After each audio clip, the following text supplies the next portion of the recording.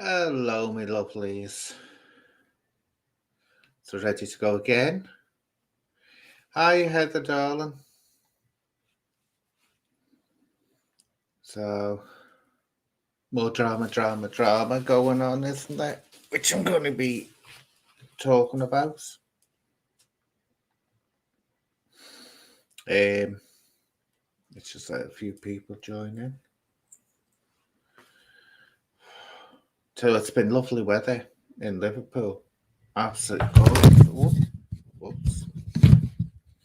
Absolutely gorgeous in Liverpool today. Hello, Mart. And I've run out of fencing, whatever you call it, creosote or whatever it's called. I've got to get some more. And drama today because my internet went down. I was going mad. 4 hours I had no internet for. So I hope everyone's keeping well.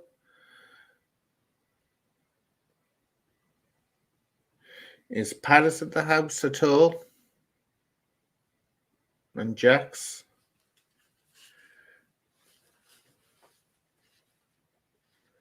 And that was a good. I was on Heather's podcast yesterday, which was really good. Hello, beautiful Decca. Hello. The end coming soon. It's coming soon. Garth W. So yeah, it was interesting. Talking about Sean Atwood's latest advertising of the course with the phones. Are you Buffy Slade? Are you Sean? Are you Podcast World? So it's all been. I'm absolutely tired because Heather had me up past my bedtime. She did. She does a good podcast. So Heather Turner, if you join her channel, she has a really, really good channel. So has interesting debates. Are you Crystal, sweetheart? Oh, wait, where have you gone? Where have you gone? Are you Crystal?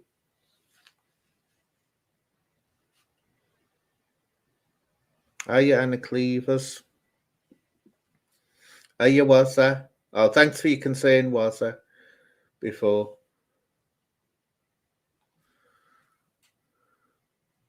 Yeah, kept me up late. It was past 1 o'clock, wasn't it? Oh, not that I need beauty sleep because I've got too much beauty as there is. So, you know. Oh, yeah, that's all there is. We're going to be talking about that. That's the first subject, Tom, because it's not funny. They're trying to pass this off as being some funny joke. For people don't know, I just out of the blue. Now, let me make this clear. I don't know, and I'm not saying or playing a game saying that I know there's something on. Beckett, Ellis, MMA philosophy. I'm not saying that. I never even asked MMA philosophy to do a Clare's Law or Sayers Law. I never asked that. All that it was I went on to Paddy Conroy's live chat. And the minute I got in there, because Ellis, cowardly ass, he's a real coward. He was gobbing off about me again, call me an it and this kind of thing. No one listens to it and all this, and gobbing off. He likes gobbing off. I'll tell you the history of me and Els. I didn't even know who he was. Now, he's a big friend of Ronan's. Isn't he just a big friend? It makes you question just. Let me leave it at that. Anyway, so if he perceives anyone going for Ronan, that's it. He goes for them. And creepily, he started saying things like, now, oh, I had a good crack. Now, I don't know anyone, I might be wrong, but I don't know anyone outside of Ireland that says crack. Because you say crack in England or Scotland or Wales, and as far as I know, it means Well, we know what it means, something quite crude, doesn't it? But anyway, I caught him going round telling people, oh, don't talk to that am one. I'd never had a word with him, didn't even know him. Then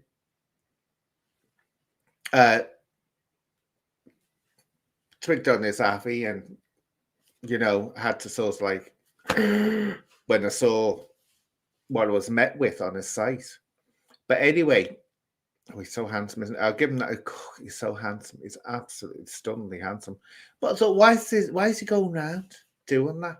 Snidey little kid. No, so I challenged him over it and said, I've seen you going around, slagging me off to people. And he didn't have a real answer. And so he runs away from you. He runs away, but he runs away from me anyway all the time. And that's why I say he's gang-minded. He threatened Johnny Woodsman at one point, and it was horrible. I've still got that video on me Facebook, and it was horrible. But he's got a threaten with gang, and he's in another gang now, he feels like he is, with Beckett, Conroy, MMA Philosophy. He's like gang member. He can only threaten when he's in a gang. But anyway, that's how it all starts with him. Well, he was in Paddy Conroy's chat slagging me off. So I said, I tell you what, I said, come on my live stream. And I said, let's have this out. I said, come on, big fella. I said, instead of gobbing it off on here. He won't reply. But Beckett jumped right in. And so I said, look, why don't you all, I said, child protection team. I said, why don't you all get your Sarah's laws done? And at the same time, get your Claire's laws done. Well, boom, bang, Beckett went off on one and started throwing all kinds of insults at me. And from that day forward, Beckett, more than anyone else, has been desperate to deflect away from this Sarah's law and Claire's law checks. He will not agree to get them done. No, I'm not saying there's none there, but all that I'm saying is he's acting extremely aggressively and panically when he's doing it. And all this business that he's doing at this moment, that they all are, not just him, Ellis is included in this. So is MMA Philosophy. Know where they're going on. Oh, I spent £300 and I bought this car. Oh, I spent £300 and I bought this yacht. Deflection. When they're going on about that, trying to make that's what the narrative is, or the suggestion that I'm making out that he's misappropriating his funding, they're doing that to divert from the fact that they've been asked to get the Sayers law and Claire's law. Remember that. And I can't see how the hell Paddy Conroy is sitting there and also getting involved in the deflection. I had it out with him. You see it on my community post. I left a message for him saying, look, you're deflecting as well. It's up to them people. Eventually, now that it's out there, eventually someone's going to find out something. If there is anything to be found out, I don't know. And don't forget, we're not talking about just Baker. I'm talking about Ellis as well. He was saying, oh, I'll get mine done. We're still waiting. He actually sent someone with a message to me on Facebook and said that he'd agreed to let me do it. And I said, well, I can't phone up and say Paul Ellis. I said, there's loads of Paul Ellises out there. I said, it's not a rare name or unusual name. So he's never come back with that. So and now the latest is Baker putting a dress on, trying to be me. And, oh, this is funny. This is the narrative and all this. No, they're deflecting. The only way you'll sort this matter is if people start saying, no, you've got to agree to this. I'm not just picking on Baker. It's just that he is the one that really has reacted strongly to this, very strongly. And you have to say, it's like he's got something that he doesn't want coming out, and he knows it will come out. I even said, go to Emma Cockrell and ask her if she'll do it. Give her your details. You don't have to come to me and do it. We know damn well that you can't go to Paddy Conroy and do it because he wouldn't tell you. Or the fear is he wouldn't tell you. But the upshot is they can do all this. Paddy Conroy can act like that if he wants to. Bake can act like that if he wants to. Ellis can. And MMA Philosophy, he's getting involved in this distraction business as well. Distraction and deflection.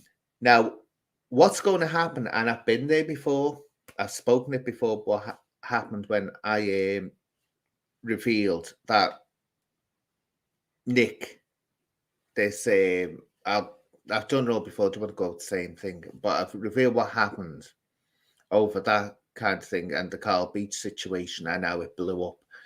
And just let's tell you this, right, which it was a much bigger situation with the Carl Beach situation. People who don't know Carl Beach now, I can't remember, he's doing years in prison now because he made false allegations of VIP. You know what I'm talking about, not nice to children. In Parliament, you have to be careful, people, on YouTube of what you say, how you say it. So anyway, the next thing that happened was that I found out through a tweet this Nick fella was this Carl Beach, and this is when everyone thought Nick was a hero and all this business because people only knew him as Nick. And I tried to warn them and said, he's not what you think he is. Now, at that time, the anti-CSA campaign groups, as they were called, were huge. And there were leaders coming out. Sue Crocombe was one.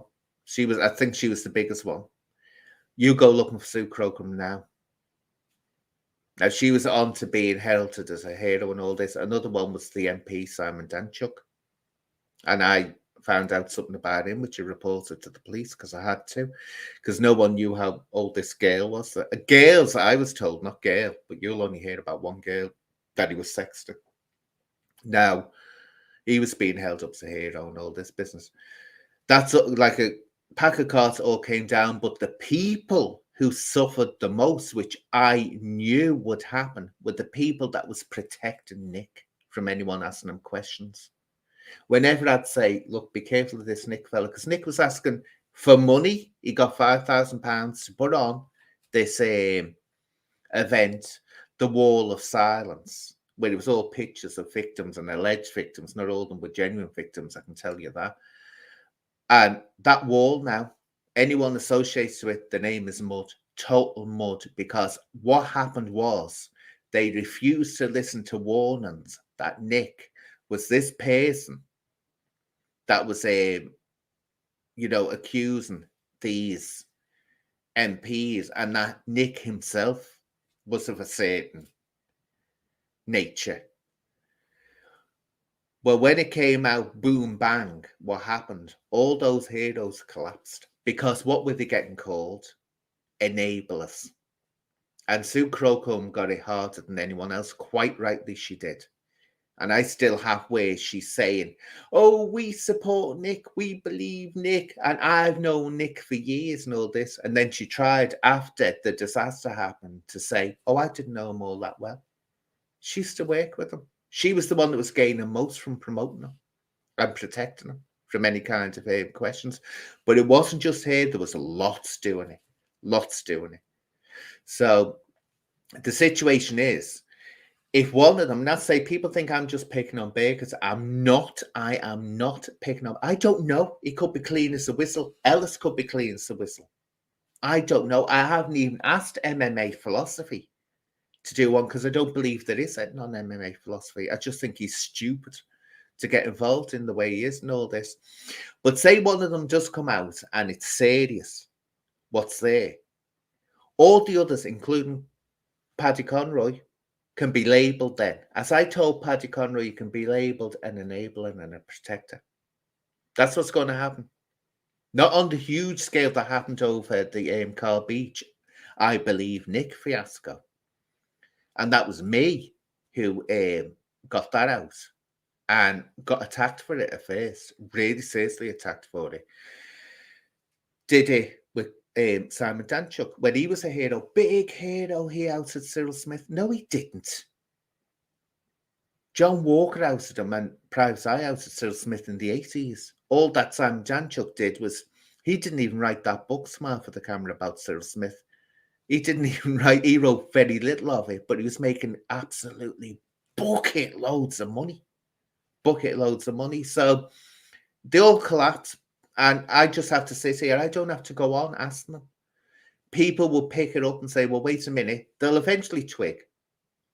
more and more people eventually twig, why are they avoiding this? Why are they trying to make it into, I've just asked them about where the money's going, or bakers, where the money's going. No, that's it. They're concentrating on that because they want to get your attention away from these checks. They don't want to do the checks. That's up to them, but they'll have to suffer the consequences that if at future date it's revealed that one of them was or is extremely questionable or iffy, they all helped cover that up and deflect from it. Because I can tell you now, someone said to me the other day in one of the comments, a very good question, and I've been asked to accuse this before. Why did I like Sean, dislike Sean, like Sean, dislike Sean? Why was I against Decca? Now they think I'm supporting Decca and all this. But it's not that at all. It's not that I'm flip-flopping. I judge every situation on its merit, not the person, the situation. If Ellis did something that was outstandingly brilliant, I'd congratulate him for it. It doesn't mean that I'm flip-flopping and like him.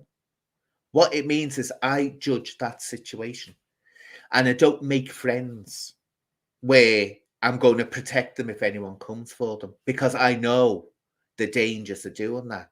And I saw the dangers of that happening when the VIP situation was going on with Carl Beach. I saw how these clans were actually making a perfect little bubble for very dangerous people to hide in and have a lot of influence. Nick, who was Carl Beach, got 5K, as I say, to put this big show up. That's what he got. What did it end up with? It was absolutely had to be tore down, and anyone involved in it was shamed. So that's what happens at the end of the day. But people have to make up their minds. Why is this sort of like panic going on? But it seems to be Baker that's the one that seems to be doing all the panicking. But let me remind you, I asked Ellis as well.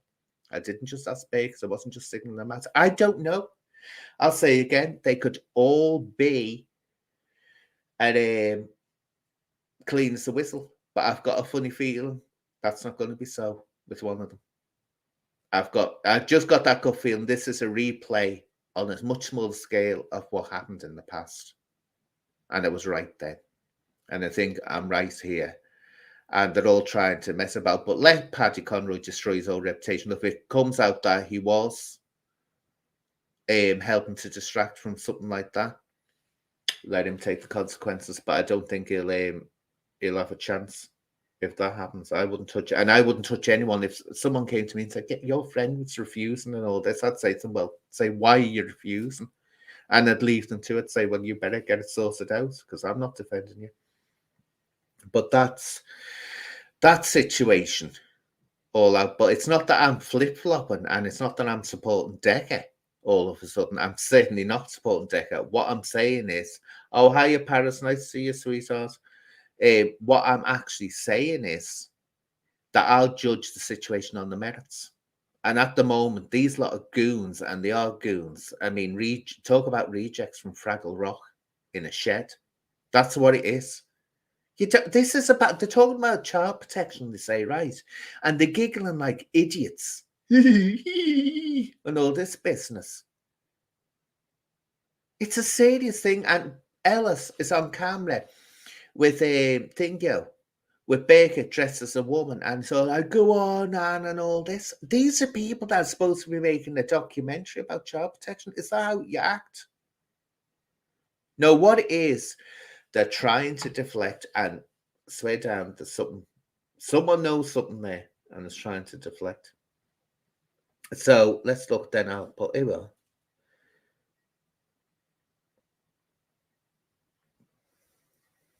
Just looking at that, I've missed a load of the.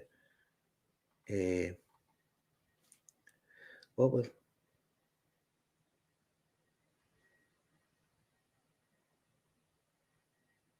You see, this, I'm not so much. Look, if people are stupid enough, I've always said this, to donate money to them, let them. You're not going to stop them. That's their business. But the thing is, right, he's using that now, and they all are, not just him, to distract from the fact that he is really acting like he's running scared of getting those checks done. I know that I'd say if I was a fan of his or a follower of his, I'd be, what if I was in MMA's situation, if I was in a Paddy Conroy's situation, I'd be like, you're not getting past here unless you get that source out, because I'm not going to have them in future. Because let's just get this stated again, right? Paddy Conroy gobbing it off as well, right? Paddy Conroy did not fall out with Decca Heggie because of allegations that were going around about Decca Heggie. He didn't. He fell out with him because Decca Heggie interviewed Steve Wraith.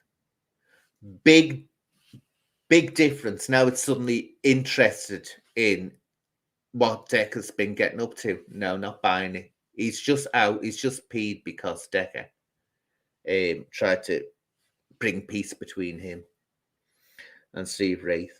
So let's get that sorted out. The way, and as I told him today, I said, well, if it comes out that one of them that you've got in your shed is someone dubious, he has to take the blame for that. He has to shoulder the blame for helping distract from it.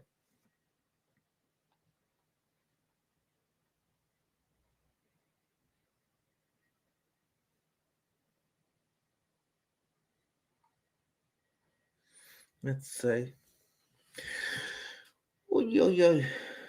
AMG.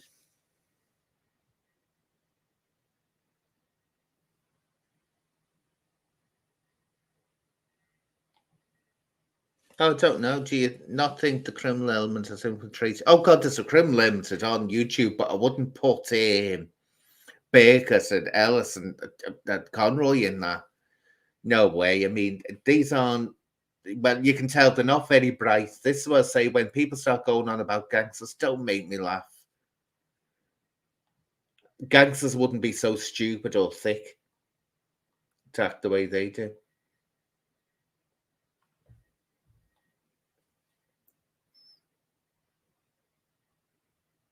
Oh yeah, and this is nothing which I'll have to do a thing on this Car Beach thing. Wasn't just that, Heather.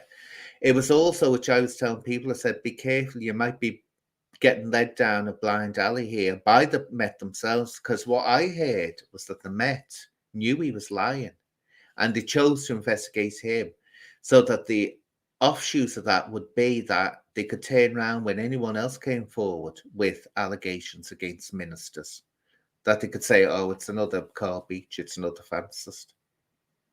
And the press were all gearing this up, and people thought, oh, this is going to be the end of CSA and all that.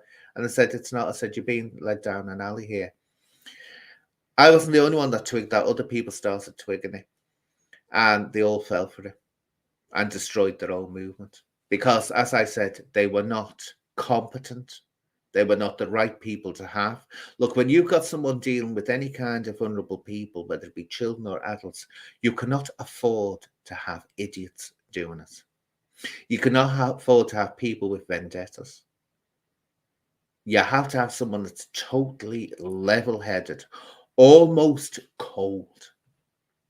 That they look at the facts, they look at the evidence, and what they'll do is they'll be the one. When I say cold, I mean they'll look at things coldly, but they have the determination and drive that they're going to get this sorted out. But what you got was a gaggle of people all fighting to be top dog, all wanting to hate or worship each other. I used to call them people like Dan Chuck, Disney's heroes. And Sue Crocrum was a Disney's hero. They'd all be, we worship you. We cannot question you. You are our God. You are saving the children. Have they? No, the way they acted and the way it turned out, they caused a hell of a lot of damage. And I've said this again and again. 20 years from now, you're going to have a gaggle of adults coming forward saying, we were abused. Why didn't anyone help us? It's going to happen again. Nothing's changed. And that's because no one had the head screwed on, and it was like a competition, the X Factor for survivors of sex abuse, which could be crowned the most famous survivor. It really was. That's what I said about that wall, Nick's wall of silence. They were paying to have the photographs put up. It was like, I'm a survivor. I said, no, going on like it was like going through an award ceremony. And I said, this is creepy. This, but again, I was slagged off as daring to speak against the grain. But I don't care. I don't know if it's my autism or not makes me like that, but I don't care. I don't have to. I don't go out for being popular with people. I'll say what I think, and my friends know that. My friends, well, what happened last night, Heather? Me and Heather are really good friends on YouTube. But when I was on a show, I was telling it off, wasn't I, Heather? I was giving you down the banks. Yeah, no, because that's the way I am, and I think that is a aspect of the high functioning autism I have.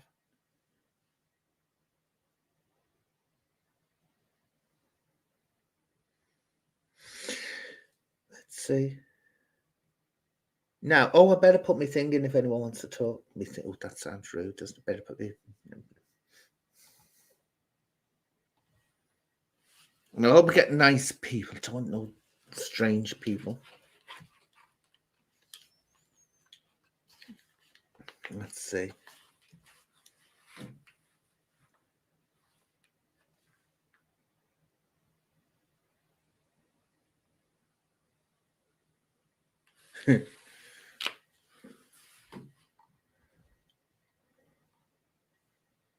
And we'll do a bit of a quiz as well. Oh yeah, I was going to lend you a little bit of ballet, because you know the ballet world is suffering at the moment, like lots of businesses, because of what we've been going through recently. And I'm trying to get people interested in actually going out and seeing a live ballet. So I might do a bit of we'll teach you a bit of ballet mime, because people get put off by the mime in ballet. They think, oh, I won't understand it. But when you're talking about something like the Sleeping Beauty, you can get through it. The ballet is the mime in it is really straightforward. In Swan Lake, it can be much, much more difficult. You have to learn it beforehand because it's integral to the movements, the actual movements themselves in Swan Lake. They're talking to each other actually as they're dancing. And there's a beautiful scene, famous scene where basically just looking at the comments. Joe, I can't see mouse here.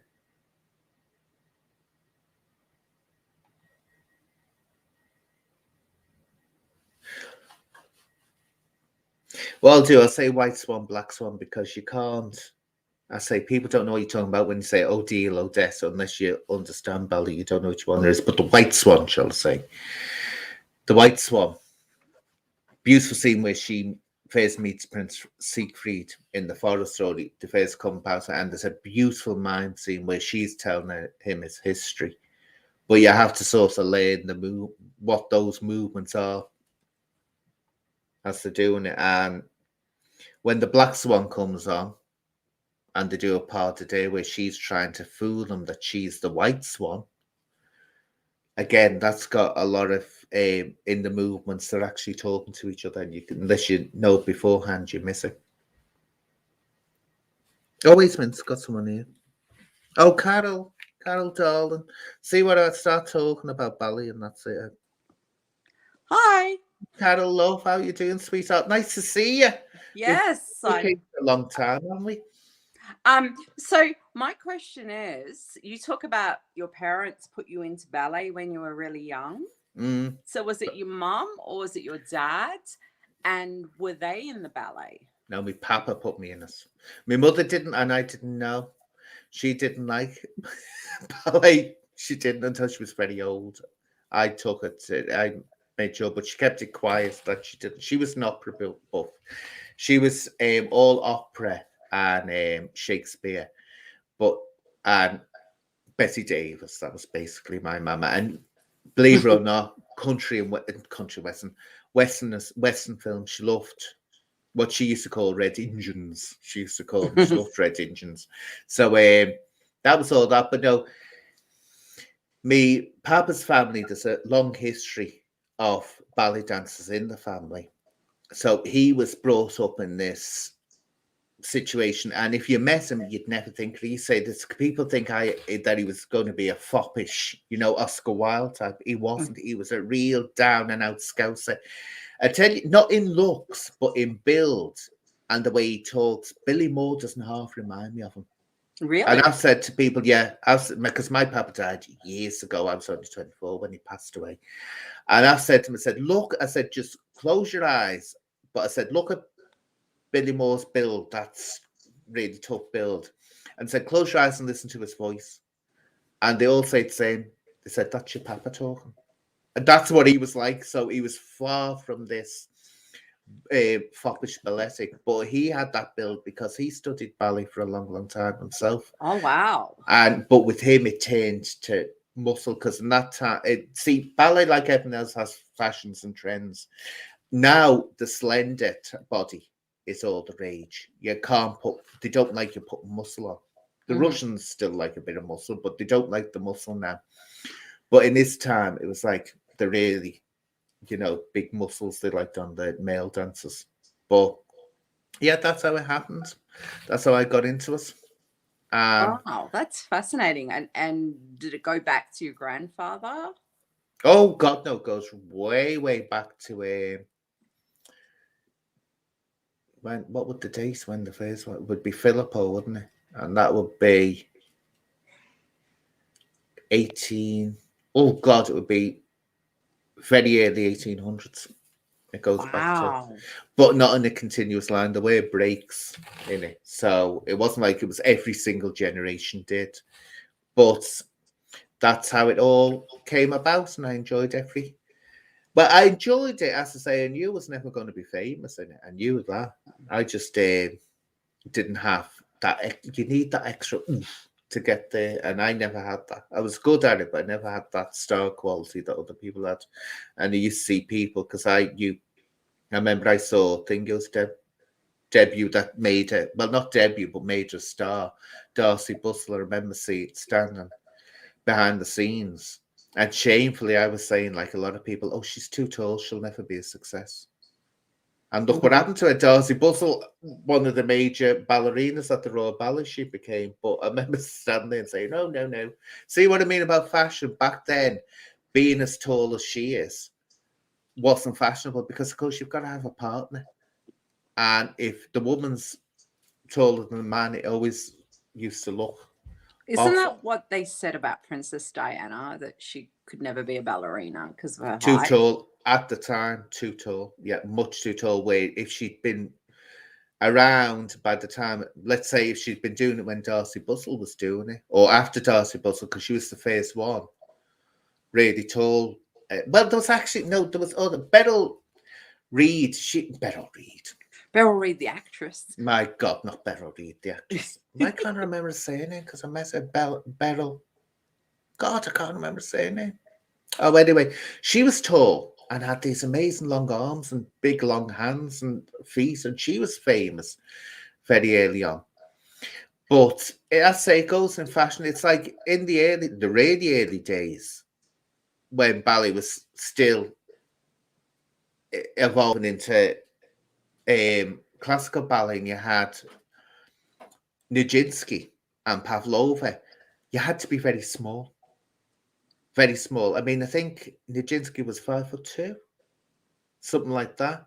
Wow. And that was what they liked. They liked the little small dancers then. So that's what happened there. So what do you think of all this kickoff, Carol? I think a normal, well, I am speechless at the way they're going after you, but also wearing a dress, like, I don't. I think they just like to wear dresses.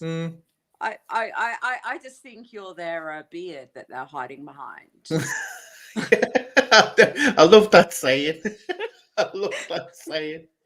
Because for such, gangsters, they pay way too much interest in you and your makeup, and they're obsessed with what you wear.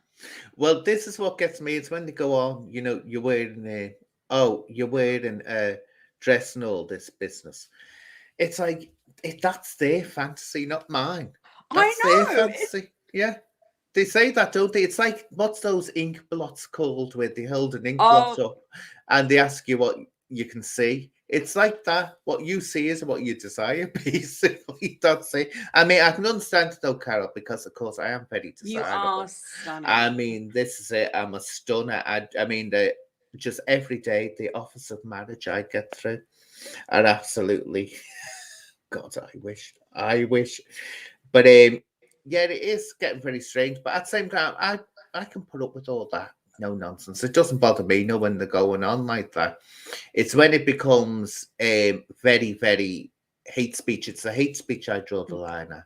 And I'm sorry, calling me an it and a creature and all that. That's when I say, no, you've gone over the line there. It ventures into hate speech. But going on about, I mean, thing you're putting on, Baker putting on a dress and pretending to me doesn't bother me one bit. I actually did think it was funny in parts the way he was carrying on, but I don't think it's funny, the situation that they're trying to distract from. It's just, I really didn't. I just said that off the cuff and it seemed to ignite something. And it's like, why would that asking that question ignite this total? We've got to get away from this. We've got to get away from this. It just sort of makes you think, now there's something It's, really off here yeah, it's going like a on. bit shady. Oh, definitely, definitely. So I'm just, but these things happen. Oh, are you, Wendy? Another one to speak to now and again on Facebook. But yeah, is it? Oh, wait a minute, Motorsports here. Oh, Motorsports Buggy, didn't think you would be. Dog, but you asked me, was I on Paddy's side? I asked Paddy who you replied. Conroy, I said, I'm not on side. Well, this is it. It's not a matter, this is what I say, Carol. It's not a matter of picking sides. When you're talking about something as serious as they're saying, child protection, you don't have a side as such. You don't pick sides with people you're working with. You can't afford to have friends. That's the worst thing you can have because you've got to be single focused and say the only thing that matters is the child. And if it comes about, they're acting like just idiots. They've destroyed their own gig, basically. That's what they've done. And I've looked at this. They're making the Paul Ants, you kidding me? Making the document. They're just going around talking to people that have been on the internet talking about it. They've talked to MMA philosophy. They're talking to Paddy. What the hell that's going to be put in there? How that's going to be put in the documentary? Don't know. And they were talking the other day to I can't remember his name. And it's like, this is not a documentary. It's just going around talking to people who have called out Decca Eggy. So where it's going, I don't know. I think it's a load of rubbish myself. They better be careful, so they might get themselves in a Wong situation. Oh, God. I mean, that's what it. Yeah. They feed off each other, feed, Yeah. and then That's what it. happened? Yeah. He conned a bunch of old age pensioners into a car to kidnap a kid. So is that what? So where will this go? If that's where that went, well, and I think he had Atwood and Wedger egging him on. Oh, I don't know. The thing is, right, this we'll have to be careful of, Carol. Very, very careful. I had it out with Sean well before this incident happened. For people who don't know, Wilfred Wong is in prison now with other people for trying to kidnap a child that they claimed was the victim of Satanists or a Satanist father. Now, Wilfred Wong saw Satanists everywhere. And I tried to warn Sean Atwood, but as I say, Carol said, this was like banging your head against a brick wall, trying to get Sean to listen. I said, look, these are dangerous people, him and John Wedger.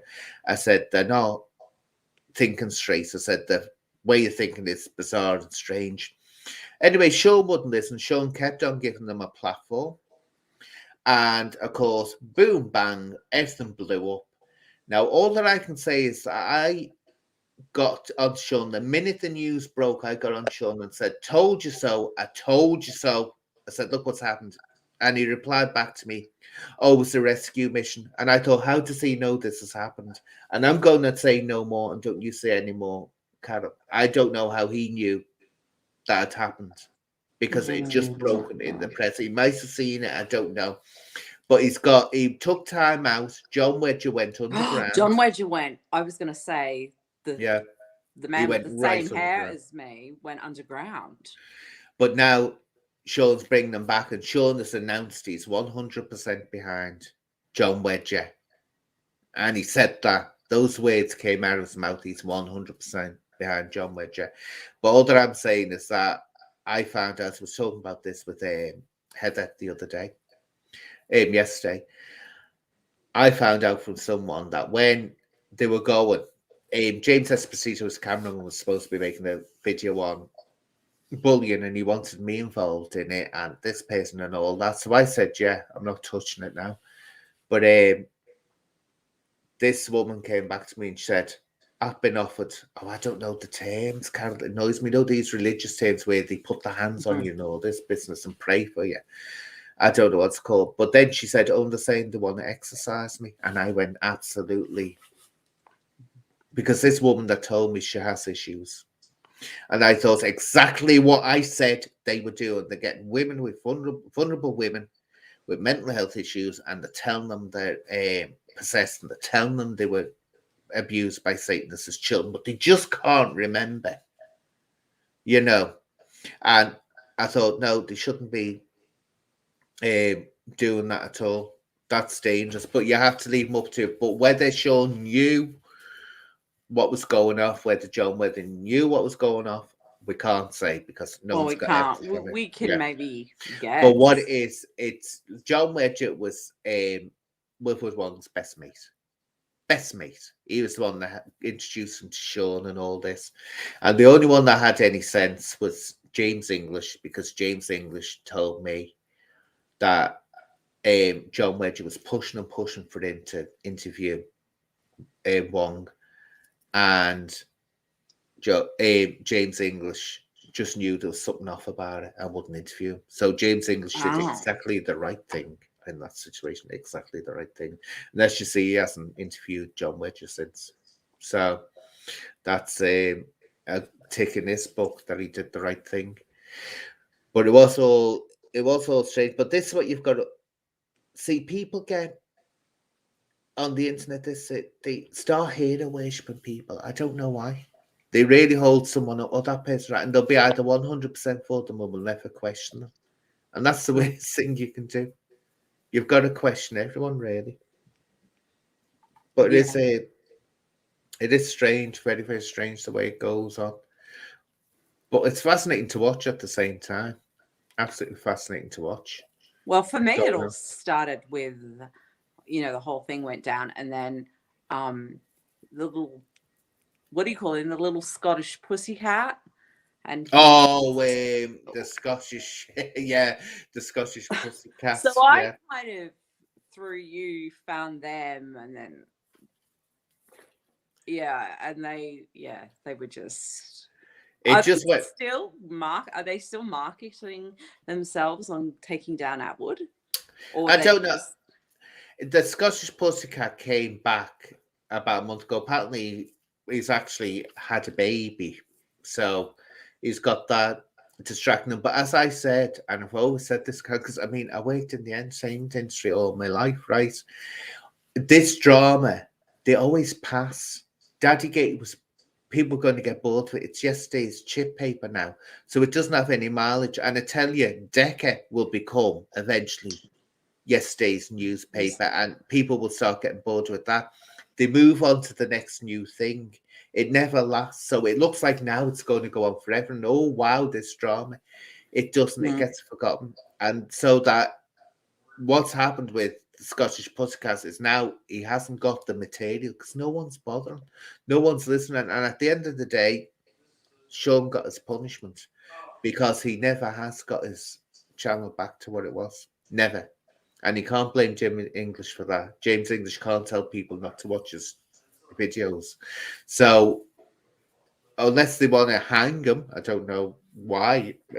Don't see why they're going on with it. But I think there was something very obsessive and very strange going on there very, very obsessive and very strange. And it was time to move on from it, and they just couldn't let it go for some strange reason.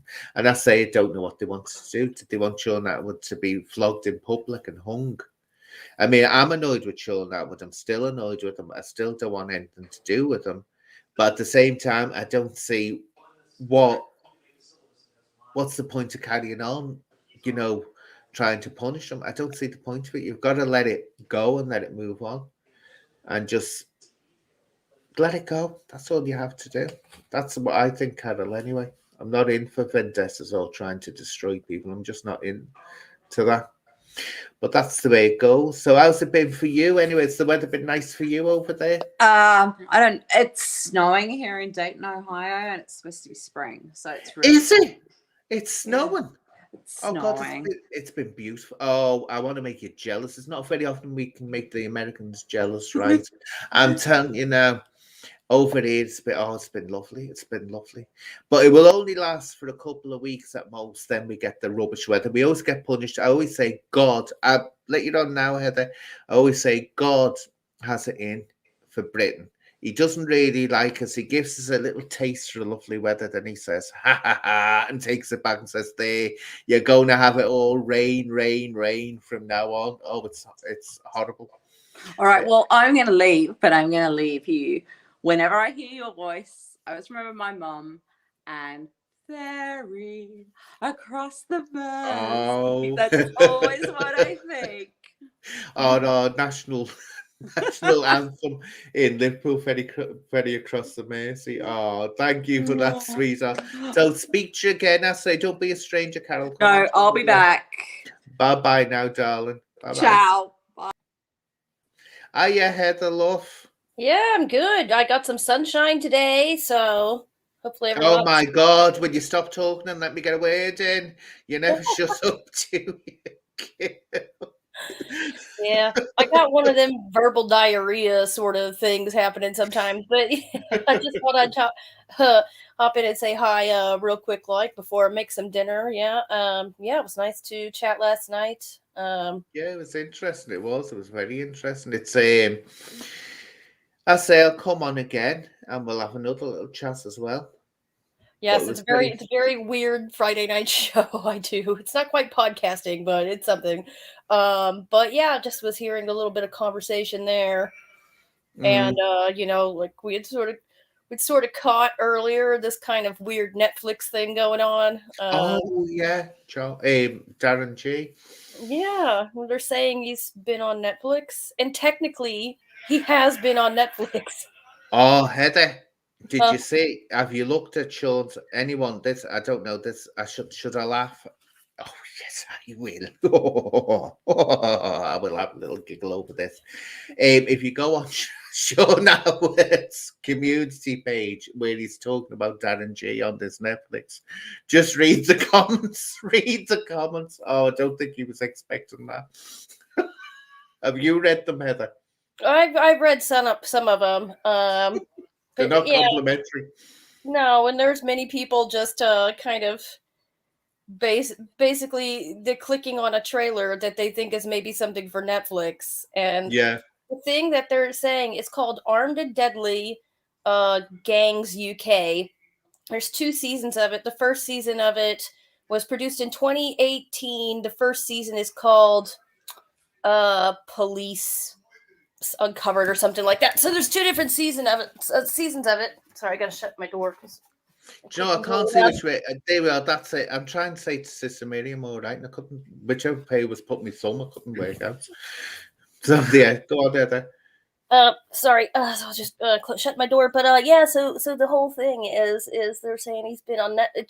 It's presented like he's like Tiger King or something. It's presented like he's on a Netflix documentary made for Netflix. What it is one of these shows, one of these kind of crime shows where it tells stories. It's, and it was on Bravo TV on American cable. Then it was on Channel 5. You can watch the exact episode that Darren G is in, and Darren G is in, and Steve Wraith are in the same episode.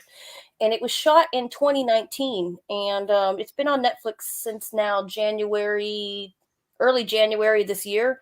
So it's not like the episode wasn't out there. It's not new. It's just now being carried on Netflix. You can also get Yeah. the first season of it on like Amazon Prime, and you can watch it for free on Tubi and on Pluto.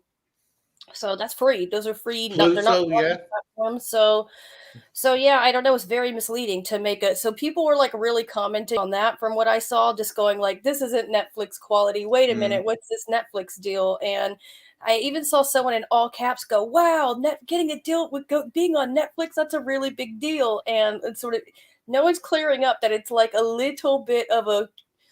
It's not quite. It's very misleading. You know, I'm not going to take it away. Congratulations, Darren Gee. 2 years ago, you were in this TV show, but I mean, it was out on Netflix 3 months ago. Oh, it's just getting embarrassing, that thing with him and Darren. It's just embarrassing. I mean, I wouldn't lower myself. I wouldn't know to have someone slating me like that, then being my friend. And I think I can guess that there's money being passed to. And it's just like, it's embarrassing. Yeah, but I also thought it reminded me of that, like, because of the film school trailer or the free film class trailer. It's like now something with Netflix. From if you don't dig, it looks like, oh, well, they've got connections with Netflix or whatever. Well, they said that about John Wedge, didn't they? John Wedge was doing Netflix and it never came off, did it? I think everyone says they're doing Netflix for some reason and it never does. Yeah, but yeah, and the James Esposito, he had said about it what in May last year, something like that, when I was contacting people and just being like, "What in the crap is happening? I am being cyberbullied and everything." And he asked me to be. He was like, "Do you want to be involved in this documentary, like about trolls in the UK?" And he wanted to like doorstop people and all that. And so that's. Oh, did he approach you as well? Well, he didn't approach me. I called him, and it's not like he said something to me. It was during the like the Zoom thing, or we had like the Google Meet or whatever. He's like, "Yeah, do you want to be up?" And I didn't really chase him up because if someone wants me to be in their thing, I'm not. It's just sometimes people ask you to be in their things. It works out. It doesn't. It's the world. It's the world of broad theater, baby. It's some projects don't work out. But yeah, I only talked to him twice, and then the second time.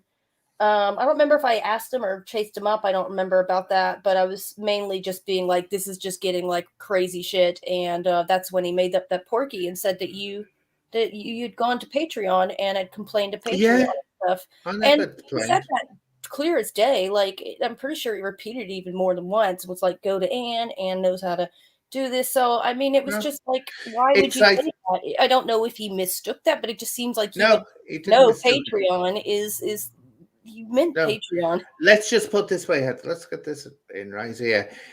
Sean also turned around and said, right. And I thought, I don't believe he's just said that. He was getting called for putting out copyright strikes on people's videos, right? And he said, that's not me doing that. That's Anne doing that. Anne's doing the... Wait a minute. How the hell can I get a copy strike against his videos being used? And I said to him, that wasn't very cool. I said, blaming me for it. I said, you're the one doing the copyright strikes, not me. I said, I can't copyright strike your material. So anyway, use of your material. So I thought, that's nice, but try to put me right in it. I thought that's when it started waking up, and I thought, he's got me for an idiot here. And that's when it started listening and watching. I thought, this isn't about him being against cyberbullying. This isn't about him being a changed person. This is him just using people to try and get out of the daddy mess he was in. Yeah. And there are ways to deal, when I a little bit here and there, mainly like with Fuller's, it was more some reputation management. And you'd have really weird stuff online that you would I had a pub, and for some reason, they just had a guy that like hated the pub and even write crazy things on Google, like reviews saying the pub was like handing out foreign currency and stuff from the tills, just mad things. And I think that was the weirdest one. But occasionally, you get something where something's going down at the pub or food, or someone's done something online, and you're like, this needs to be fixed. Like, and there's ways to deal with that. And he doesn't really seem to have actually, like, again, strategists or competent media people to be able to work around that particular scandal. So that was the way it went. And throwing around you're doing copyright strikes is them be fighting words in this whole podcast. No, that's it. I said, thanks for that. And do you know what got me right? No, he's throwing money around at Dan G and all that. He never once. I said to him, can't you buy a printer for this ACB? Never got it. Never got it. Nothing. So it's like, yeah, down last. So he was throwing money around at Dan G all the time. That's because he wants to use Dan G as a hammer against James English, which was pointless, really. But again, enough for Sean Atwood. Yeah. I just thought that whole, everyone wants to get in on the old Netflix there, and you just need to look at the fine print a little bit more, because in some cases, like we talked about this, for I got repetitive because sometimes I was, stuck in a mode because my thing, but yeah, it's look at the fine print, because sometimes it ain't even there, y'all, and just think about that. I think I tried to not look at Nosferatu. Who's talking? Oh, Nosferatu, one of my favorite films. Have you ever seen that, Heather? Nosferatu, the silent film, the German I've never film. seen all of it. I know of it and seen bits of it, but I've never watched the whole film. Oh, What a great suggestion that is, Mr. The End is Coming soon. It's a wonderful film. And tell you something interesting, that it's lucky we have that, because Bram Stoker's widow insisted every copy be burnt for copyright issues. Oh, wow. But they managed to save one copy, and that's why we have the original film still. But we wouldn't have that, only that they squirreled away one copy. And another one, years ago, there was a film made in the 1920s called Napoleon, about the life of Napoleon Bonaparte, and a French film. And the original film was over 8 hours long. And the audience were expected to sit there. Well, they found over 6 hours of the film. They still don't know where the end is. They're hoping that they'll find the end of the film. But I went to Wales Theatre Clue to put it on. And it was a 6-hour event, over 6 hours of watching the silent film. You had a break in between where you had this beautiful buffet. It was absolutely gorgeous. And it was this pianist had to go through over 6 hours of playing music to this silent film. And it was the most amazing thing, because the final hour, so God knows what the last 3 hours of the film looked like, but that are missing. But at the end, these big shutters moved back in the theatre, and suddenly you had this huge panoramic screen that went around, and you'd see either one big long, this is a silent film, 1920s they pulled this off. You'd have one big long one, or you'd see 3 different pictures at once coming on. Yeah, it was absolutely fantastic. Yeah, I mean, I did it was a kind of a presentation. What was it? It was something it was like a night the film students had put on at Regents, and they they asked me to come. I did a little bit on the VR and about emerging technologies and stuff like that. But the whole thing was about the future of theater, and how different ideas and different approaches and stuff like that. Yeah, it was very interesting, the different ways, and actually some of the things that we think of as new have been being done for 100 years. 100 years of interactivity. But the thing about these old films, I love watching YouTube channels where they restore stuff from the late 1800s. The technology with AI, Peter Jackson didn't he do a documentary about World War I, and they restored all of this film and put the voices in it, using AI. And so the technology to do that. Now Peter Jackson had a big studio, and to my partner, he programs AI, and just the servers to run a little bit of this stuff is incredibly expensive and specialized. So, but it is getting cheaper. Amazon Web Services, if you guys want to get into that techie stuff, go to Amazon Web Services. They host conferences. They'll hook you up at people and teach you. But so the AI is out there to restore this, and you see people on YouTube that doing this and little clips and specialists, and it really makes it pop in a way that's so amazing. And they can restore some of this stuff. I had an archivist from I think it was BFI or something like that come and give a lecture once, and just to talk about the difficulty it is in preserving these old films and stuff. It's very difficult. But yeah, the AI can really patch things together and make it. I mean, make it amazing. amazing how many films are in sound films, classics, are destroyed. You'll never see them again. Like, you'll Yeah, never see. Is that the real Tony Baker's? You see this? If that is him, it's sick that he's found this funny. I don't find it funny when it concerns, people's safety. I don't.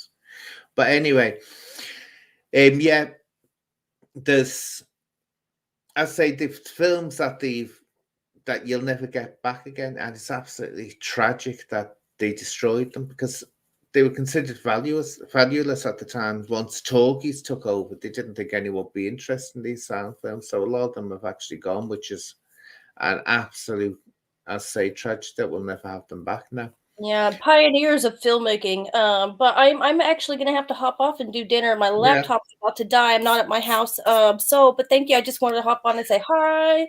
Oh, thanks for that, Heather. Thank you, everyone. I will see you soon and have a good rest of the show. Take care, darling. Bye-bye now. There we go. So that was nice hearing from Heather. If anyone else wants to jump on, I'll do a little bit of a quiz. I'll do a bit of quiz and I'll do a bit of a... Here we are. Want to learn a little bit of ballet mime. Something easier. Well, I did this last night on Heather Shows the Taster.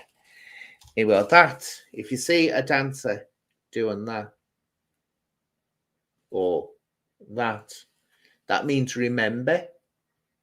And you see that most in Carabosse, in the Carabosse the Evil Fairy, in The Sleeping Beauty, saying, remember what I've said. And this is either speak, I want to speak, or I have spoke, whatever. It's talking about speech anyway. Oh, now I don't know whether I have the room. Here we are. This one I mean about Swan Lake, the actual movements are mine themselves that are talking when they're dancing. Let's see, I'll have to get right down and see if I can do it. Here we are. You'll see this in Swan Lake. The swans doing that. But higher up, I'm having to bring my head down because you won't see it, but it's more or less higher up like that. Now, if you look at that, this is what I mean, that it's all telling you something. You look at it, let's get right. Look, the head of a swan and the body of a swan. What they're saying is, I am a swan when they make that movement. So there's one. I'm a swan. Let's see another one. Two. Well, you can. I think most people can make that one out, can't? This one is promise. Promise. You get two fingers to do that, promise. This means a pledge or to swear. To pledge, to swear, not curse. To swear, to pledge, to promise to do something, which is more than a promise, isn't it? So that's one. So see if you can all remember all them. What I'll have to do, I'll have to get the camera and put away because, of course, a lot of them have to be done standing up. Because they use the whole body to do different mimes. So that's one. Oh, and here we are. Death. To die. See, I need to stand up. I'll have to do it next time. To die is that. Die, death. Die, death. That's another one. To kill. Well, that's obvious, isn't it? To kill. But I'll have to do a full Swan Lake one because that is the difficult one. Because as they're actually dancing the mime and in it. The movements themselves are talking. Oh, thank you, TG. Yeah, it's fascinating. See, I always took it when you brought up, you take for granted, you know all this stuff, but people don't know when they're going to see it and they get put off. But it's lovely to be able to go and see the ballets and know that when you see these movements, what they're actually saying to each other. And it's, I say, let's say Swan Lake, another one. I think this is another one. Not all of it's hard. That. Tears. Queen. King. See, that's a crown. So they have little things like that, but it gets a bit more complicated in it.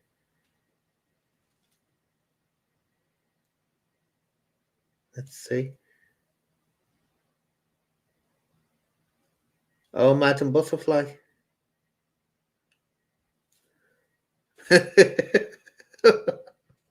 Oh.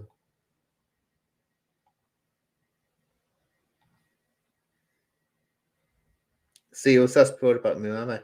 My mama was into all the operas and she didn't like ballet. She didn't like it at all. Only when she got old. When she got old, I took her to see a few and she liked them. Mikaya Yoshida, she loved her. When I took to see a Japanese dancer, a wonderful Japanese dancer, Mikaya Yoshida performance one, like, oh, she adored that. She absolutely adored it. Look at this bleeding camera. It's doing it's flopping down all the time.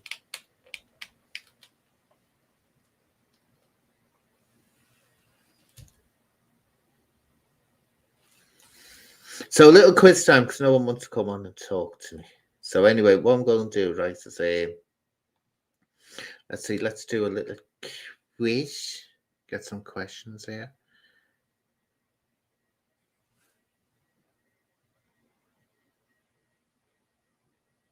Here we are.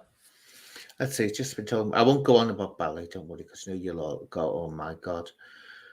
What's the name of the princess in the Sleeping Beauty? In the ballet. I don't know whether she's got a different name in the other versions of it. What's her name?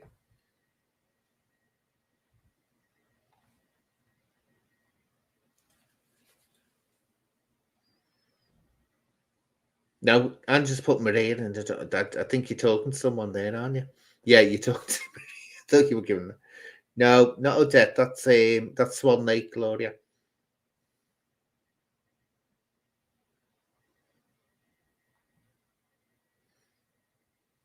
So, Sleeping Beauty, the ballet, what's the name of the princess?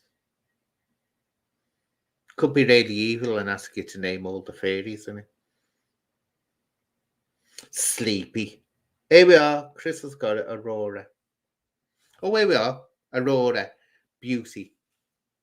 Well, actually, you can do beauty as that or that. That's beauty and that's beauty. But I tell you how narcissistic Aurora is when she makes a grand entrance. Wonderful grand entrance into the ballet. She's doing this. Starts doing this at one point. What she's saying to the audience is, I'm beautiful.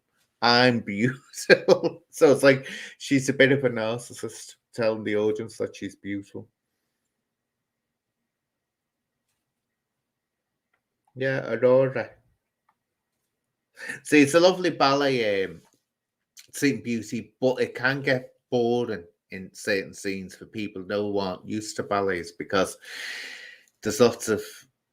It's just that really a series of virtuosos and different variations, whereas Swan Lake has got a dramatic side, a very dramatic side to it, and you can be carried away. But the penultimate one for drama and the ballet dancers, usually the ballet dancer's favorite is Giselle. Stunning.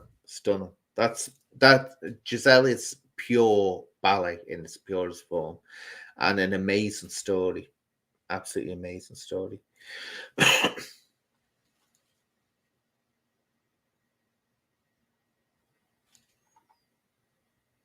What comment? People that come out with that comment. Oh, yeah. Trust me. I was saying this a while ago. Things that get on my nerves when people say it and actually get me really angry. One is when someone, they ask you to do something and they say, before you get a chance to say yes or no, thank you. That gets my goat. Because when they if they put please, they're asking you please. When they put thank you, that's an order. Because they're presuming you're going to do exactly what they say. That needles me something terrible. Another one is when someone says, I think you'll agree with me when I say. No, don't presume that I'll agree with you. And that's a psychological trick that when people use that, I think you'll agree with me. What they're trying to implant the seed in your mind is that if you don't agree, you're irrational or you think in some way out of sync or wrong. Don't fall for things like that. Oh, thanks, Angela. Now, questions that people can actually into. Let's see what questions for us. Let's see. I have to go looking for them because my brain goes. Oh yeah, I was talking about this on. Mentioned this on Twitter before. Who out of the Beatles was a big fan of Mark Bolan and actually made a movie about him with him in it? Which Beatle was a huge fan of Mark Bolan and made a movie about him?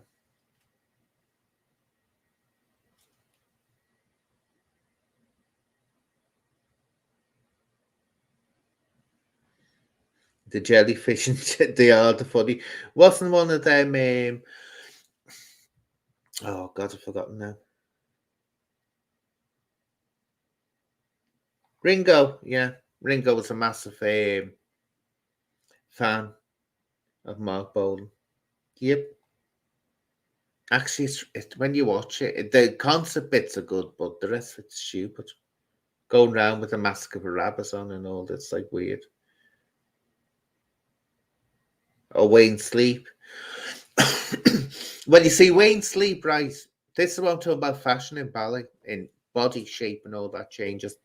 If Wayne Sleep had been around in the early part of the 1900s, when Nijinsky and Pavlova and all those famous dancers were around, the Russian dancers from the Kirov, and they became the Ballet Rouge. If he'd been around then, he would have been getting the major roles of the prince. But because they all had to be small, Nijinsky, if you want to see what height Nijinsky was, look at Wayne Sleep. And Nijinsky, for people who don't know, Vaslav Nijinsky is the famous male dancer that's ever walked the earth. So, and that is very tragic life, very, very tragic. They found out he had I could go on for hours about Nijinsky. He developed schizophrenia, and they think that's why, strange enough, he made some of the most groundbreaking ballets ever. The Rite of Spring and Till and Spiegel, Afternoon of a Fall, which were all groundbreaking for the time. But they reckon he only did that because he was going psychotic. And no one had ever seen. Well, the Rite of Spring caused a riot in the theatre to break out. It was that controversial.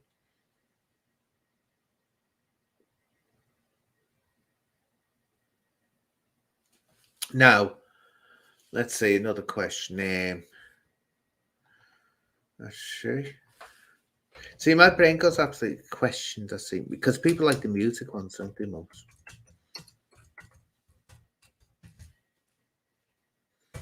Oh, here we are. Got one. Here we are. History one. Quick history one. Which king and queen started the Spanish Inquisition? So, which Spanish king and queen started the Spanish Inquisition?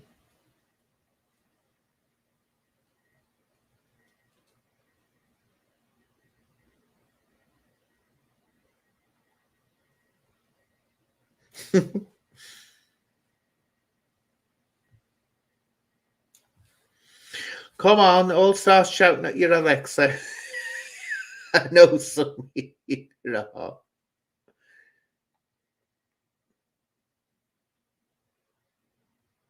we go. You've got one. Ferdinand was one. Who was the lady? Isabella. Yeah. Ferdinand and Isabella, teenagers who caused absolutely terror and horror to be rained down on the country. No, it wasn't Ringo that started the Inquisition in Spain. Anna Cleves. So that's what. Oh, yeah, there we are. Who was the famous Inquisitioner? Wonderful name, but a name that caused terror. cast terror into people's hearts. What was the name of the chief inquisitor in Spain at that time?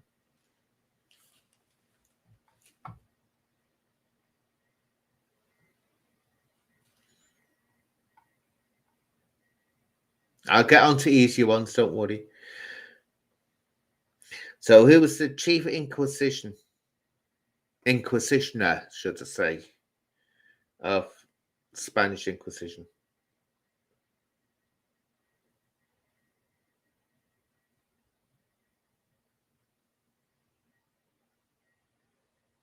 Yeah, Thomas is his first name. Do you know his full name? No, not Witchfinder General. It wasn't actually the witches they were after. They were after, basically, they were after Jews that converted to Christianity. And they accused them of still being Jews. That was mainly what it was. Oh, and they had horrific deaths for people. Yeah. Tell me somebody that you are, like, you know, Thomas de Torquemada. Thomas de Torquemada.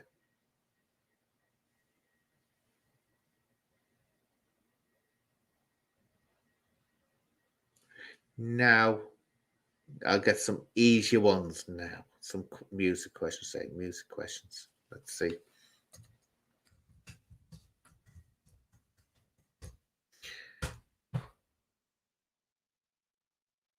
Here we are. Look, wait.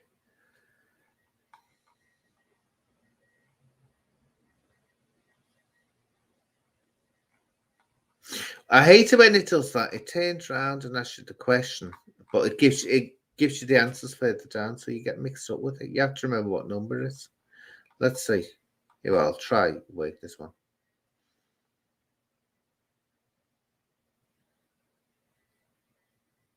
No thanks. It's giving me an advisor.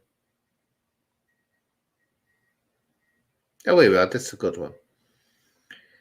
Who was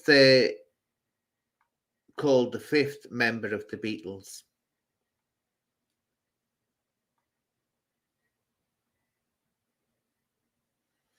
The fifth member of the Beatles. I better get back because I can't see you when I'm looking at this.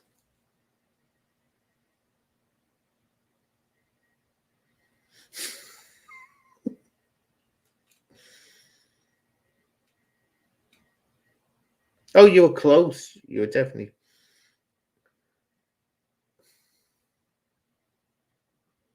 No, Pete Best. Oh, God. Pete Best was the one. That was terrible, that, wasn't it? He was kicked out. Ringo replaced him, didn't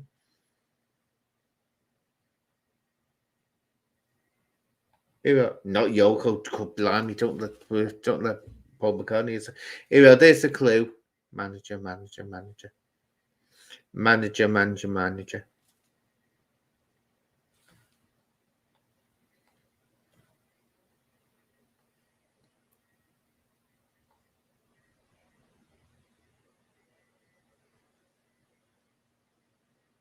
Do you know, I don't like these questions. They're difficult to navigate. I'm going to look for other ones.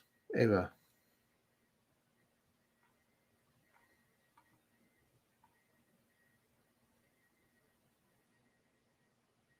Oh, get lost. Know what they keep on doing? They give you the questions in a big long line. Then you have to go down to the bottom to get the answers and remember the number. I'm not bothering doing that. Take ages.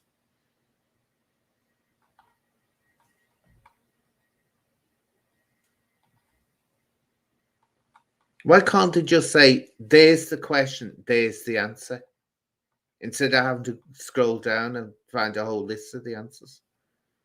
And this is a load of crap. This is what I'm on now.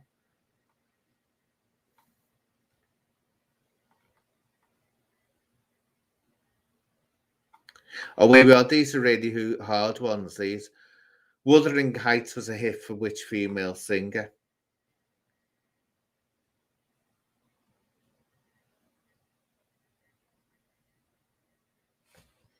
I'm not going to get it enough here. I got one the other week, didn't I, which was really good, but these are all awful. You have to actually get, that's it, music questions and answers at the side and answers underneath.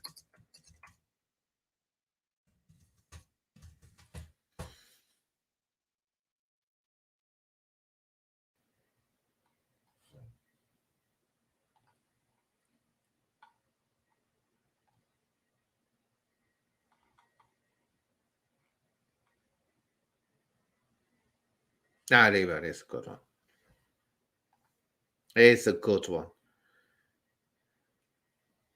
Here we are. Which famous music group was formerly known as the New Yardbirds? Who was formerly known as the New Yardbirds? I bet loads of you will get that.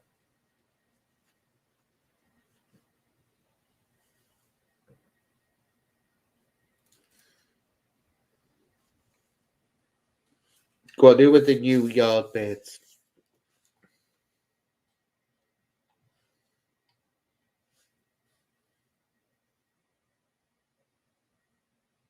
Oh, Doris Day. She was wonderful, wasn't she? No, the Beatles. Get out of here. The Quarrymen, they were. And I'll have to film around that area where they got the name from. Let you know what it's a Led Zeppelin. Led Zeppelin. Yeah, Quarry Street. I'll have to film that, let you see what it looks like, because it's straight to house there. You see the houses, and behind them are this huge quarry, disused quarry mine. Looks quite stunning actually when you see it. God blimey, those houses cost a fortune, did you? Absolute fortune. Yeah, it was Led Zeppelin. Go on to the next one.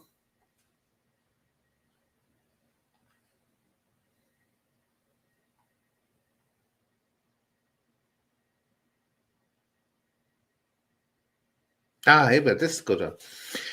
Which group holds the distinction of starring in the first music video ever aired on MTV?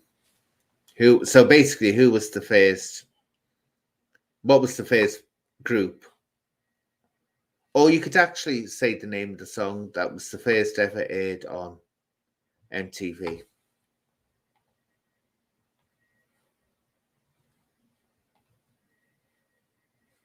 And I'll give you a clue, it wasn't an American group either. Not Queen. Here we are, Buggles, yeah. Yeah, the Buggles.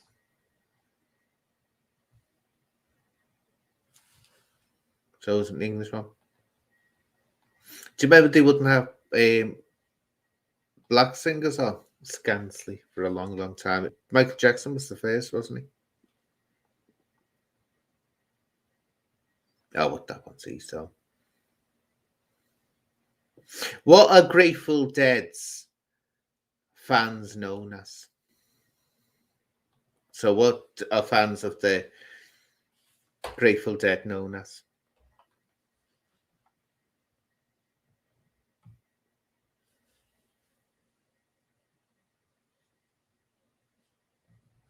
Not goths, no. Here we are. Yeah, Deadheads. Deadheads.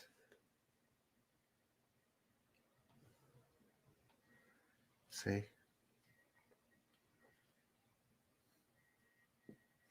Where is Kane West from? So where's Kane West from?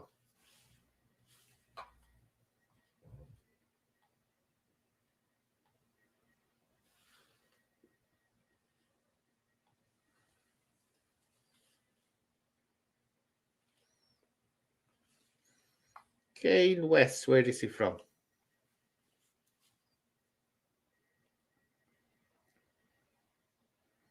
No, not Canada. Oh, wait, come on, be more specific than America. Where is he from, Kane West? Where is he from?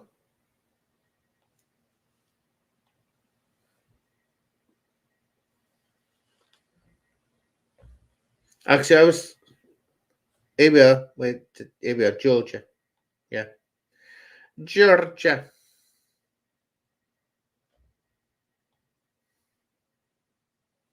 What am I saying, Georgia? He wasn't from Georgia. Wait, I got it wrong. It's not Georgia. Sorry, no, and you got when I said it, I got it wrong. No, it's someone got it right. Chicago. Sorry, when I saw Chicago, it wasn't Georgia, it was Chicago. Yeah, Gary was the right one. Sorry, Gary. It was Chicago. Here we are. What dangerous thing lies in? Very dangerous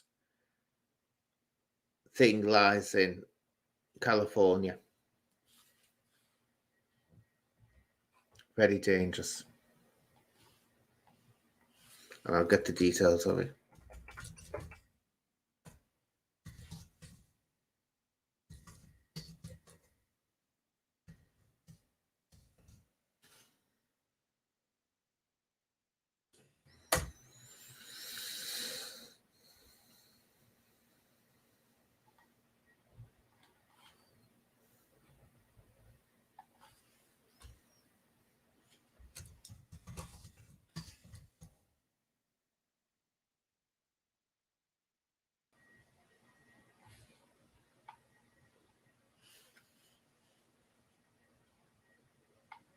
Always, mate, I've gone and said that it's actually, just remember, it's huge. It will be more than where I've said.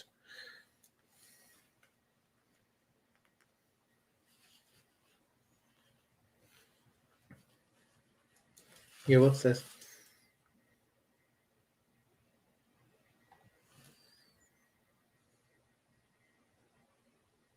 This is it. I'm sorry, Matrix, right? This is what I'm saying.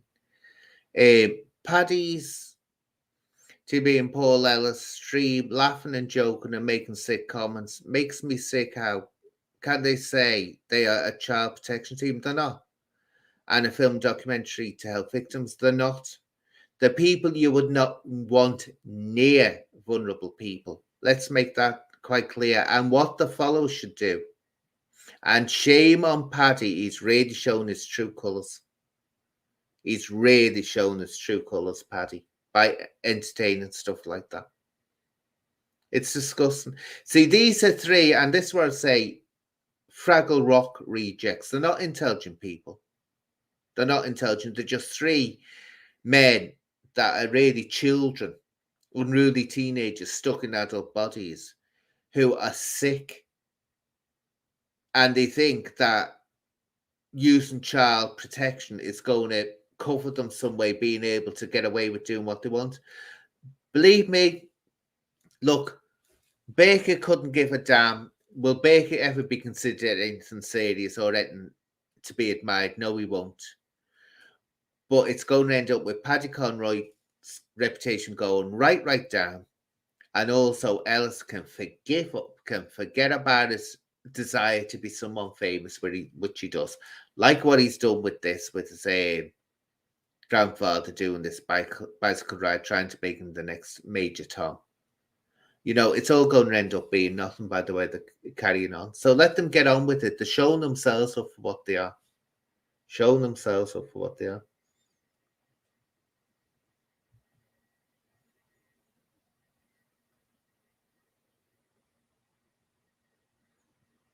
Now, do you know what I think I got it wrong. I thought it was just, I'm talking about Yellowstone National Park. I'll make it more specific. Yellowstone National Park. Yeah, this is all it is. This isn't about, TG, jumping on the bandwagon, using the vulnerable to put themselves on platforms they have no right to be on. They certainly don't. And I've never known anyone to go into child protection that says about it that is terrified of having a serious law checked on them. Absolutely terrified of it. These are just absolutely disgusting idiots, they are. And the sooner the followers wake up to this, that it's not funny, we're talking about a serious subject here, children being violated. And these morons are going around, and then include MMA philosophy in this. These morons are going around as if it's some kind of joke. They couldn't give a damn. Look, I said about Paddy Conroy. Paddy Conroy did not stop talking to Decca because he was horrified at what he was hearing about Decca. He stopped talking to Decca because Decca spoke to Steve Ray. That's all it is. And all that I'll say is that this is playing right into the hands of Paddy Conroy's haters. It is. They'll use it against them. I mean, they're not intelligent people. The basic, like, school kids. Very nasty, horrible school kids.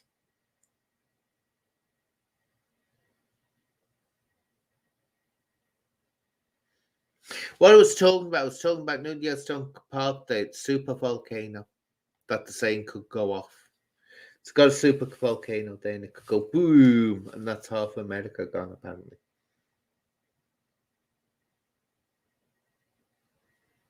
Yeah, it's right. You couldn't get, they've got no right being in there. These are just literally people who you wouldn't. The way they're carrying on, laughing, cheering, and all this business. We're talking about children, the safety of children, and these are just using it as nothing more, as a joke. They find that subject a joke. They wouldn't be laughing. They wouldn't be carrying on the way they are. They wouldn't be deflecting. So let's mark down Paddy Conroy. Let's mark down Paul Ellis. Let's mark down Tony Baker's NMA philosophy for what they actually are. People who use child protection as a tool to get at other people, but they couldn't give a damn, because if they did, they wouldn't be acting the way they are. And they certainly wouldn't be shielding each other from having checks done. End of. Leave it at that. It will all unravel. They'll all get it. Then one day you're going to see Paddy Conroy sooner or later. And I didn't know. And people are saying that I'm an enabler now. Well, live with it, because that's exactly what they're all doing. Enable. Whoever's in there to setting on them, they're enablers.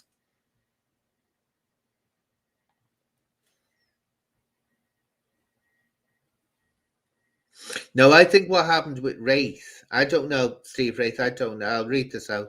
Why did Wraith stop talking to Decca? He said due to info received, but he received that months earlier, like Cockrell did. I think what happened with, and I don't know whether I'm right in saying this, I think what happened with Steve Wraith was Steve Wraith went on Decca's show basically to force something else into the open. That's the feeling I got, but I don't know. You'd have to ask Steve himself what actually happened there.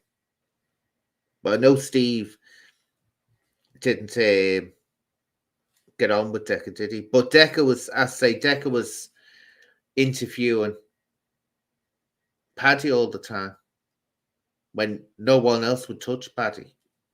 And then Paddy turned on Decca. He didn't turn on Decca because he was horrified by what he was hearing. Just let's get that straight. He's trying to make out now he's some kind of out for victims, and no, it's not.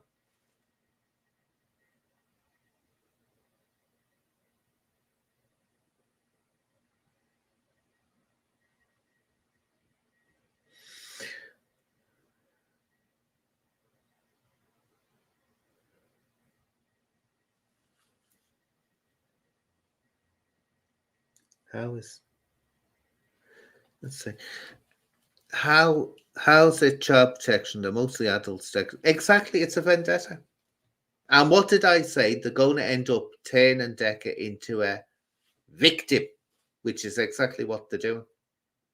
Decca's going to gain from this. I said this from day one. He's going to gain.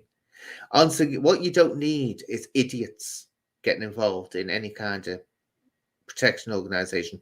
Look, these predator hunters that go around, the ones that are successful and the police listen to and work with, they are very intelligent, very knowledgeable people. They don't sit in the shed and then coming out with horrific homophobia, which was going on the other day. Horrible homophobia. So they don't do that because they've got to be basically, they're doing it for the right reasons. Their reasons is they genuinely want to help children. They genuinely want to safeguard children. This group of Muppets don't. The whole issue is that they've got a gripe and it's a vendetta, and they're making up. And this thing that they've come up with recently, honest to God, that Decca, a man, actually forced a man into a sexual act, right? But yet this man conveniently took his own life through shame. So now they can talk about it, but the person. But if he took his life through shame and wouldn't talk about it, how did he know Decca did it to him? You see, it doesn't take much. You don't have to be a detective or a genius Sherlock Holmes to work out that it's all bleeding lies they're coming up with. MMA philosophy can't get a lie out of his mouth without showing up. When he was talking about this young girl that apparently, for some reason, I can't wait this out, a young girl who was absolutely traumatized by her experiences, right, decided to tell him, a complete stranger, graphic details. He comes on, his MMA philosophy comes on his channel, blasts it all out there. And when he's talking about her being anally violated, he's going, yeah, and he said this, and he did this, laughing. Liar. He's laughing because he knows he's lying. He's an idiot that can't tell a lie and keep a straight face. And the phone call, oh, I just had a phone call, you know. Oh, and guess what? This phone call said to me, you know, oh, I don't know who it was. The phone me. I don't know if they got my number and all this. And they were saying, will you make up stories about, you know, about Danny Christie, you know, and all this. It's so blatantly bleeding obvious he's lying. Now, you don't need to lie about Decca. I think most of us agree there's something there on Decca. We can say that. You don't need to lie about him. Lying about him muddies the waters. And people will start thinking, well, wait a minute, if that's not true, what else isn't true? Do you get what I'm saying? That's why you have to keep it on the straight and narrow. I just keep to the one thing, but that's the way it goes. So I'll put this in here, this thing again if someone wants to jump in, because I'll be shining off soon enough. But a few more little questions got diverted there, didn't I? But yeah, that's what they will do, laughing and giggling and things so funny, because they don't find the subject of children being violated or women anything horrific. They don't. They say they do, but they don't. Their actions show you that they don't. They wouldn't be laughing and giggling.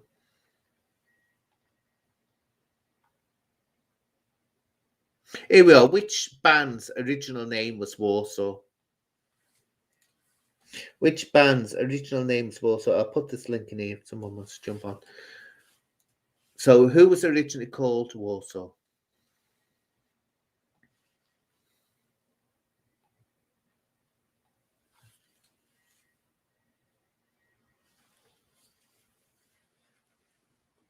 Yep. Joy Division.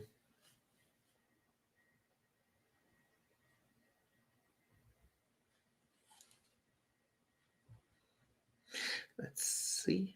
ABBA. Do you know what? I know you put there, but ABBA, right? You know what gets me about them? I mean, I remember when ABBA were first about, and you daren't say that you liked ABBA. It was so uncool to like ABBA back then. No way now, they're huge, they're absolutely iconic. Back then, you daren't say you liked, oh, you were so uncool, because for the time, they were actually old-fashioned. For the 70s, no, the way they dressed, that was out of date, the way they were going on.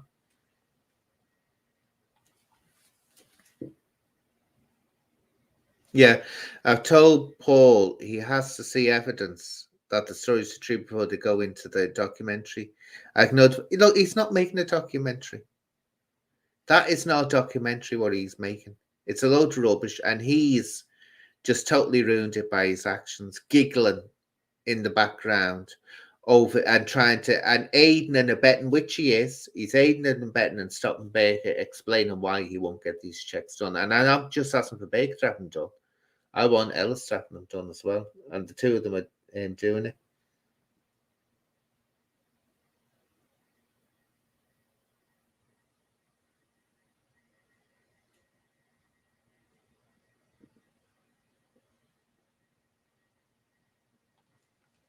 Who wants it? Steve Rates, professional witness, cleared Decca of all wrongdoing. Please remember, people.